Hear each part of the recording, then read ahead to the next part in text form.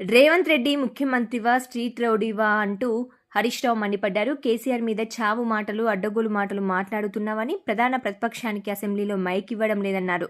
ముఖ్యమంత్రి మీద విమర్శలు చేయొద్దని స్పీకర్ అంటున్నాడు. ఇంకా మేము ఉండి ఎందుకని తెలిపారు. ముఖ్యమంత్రి మీద మాట్లాడితే మైక్ కట్ చేస్తానని స్పీకర్ ఆన్ రికార్డ్ అంటున్నాడు. సీఎం పక్షపాతి స్పీకర్ అని ఈ session శాసనసభను BRS party బహిష్కరిస్తుందని Harish Rao తెలిపారు.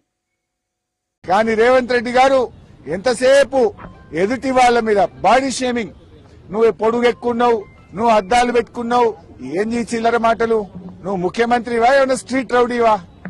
స్ట్రీట్ రౌడీలు కూడా నీకంటే మంచిగా మాట్లాడతారు. నువ్వు ఆ కేసీఆర్ గారి మీద పదే పదే చావు భాష కోరుకుంటావా? తెలంగాణ తెచ్చిన నాయకుడు, ప్రధాన ప్రతిపక్ష నాయకుడు, 10 ఏళ్లు ముఖ్యమంత్రిగా చేసిన కేసీఆర్ గారిని పట్టుకొని అడ్డగోలు మాటలు మాట్లాడతావు. నువ్వు ఒక తెలంగాణ ద్రోహివి, నువ్వు ఒక నీళ్ల ద్రోహివి. నువ్వు కేసీఆర్ గారి పట్ల అటువంటి భాష మాట్లాడడం చాలా తీవ్రంగా మేము ఖండిస్తా ఉన్నాం. రాహుల్ గాంధీ గారు పొద్దున్న లేస్తే రాజ్యాంగం చేతిలో పట్టుకొని తిరుగుతాడు. ఇక్కడేమో అసెంబ్లీలో రాజ్యాంగం ఖూనీ అయితా ఉంది. ప్రధాన ప్రతిపక్షానికి మైకే ఇవ్వడం లేదు. అందువల్ల మేమందరం కూడా ఇక ఈ శాసనసభలో కూర్చున్నా వేస్ట్, మైక్ ఇవ్వకుండా ముఖ్యమంత్రిని తిట్టొద్దంటాడు.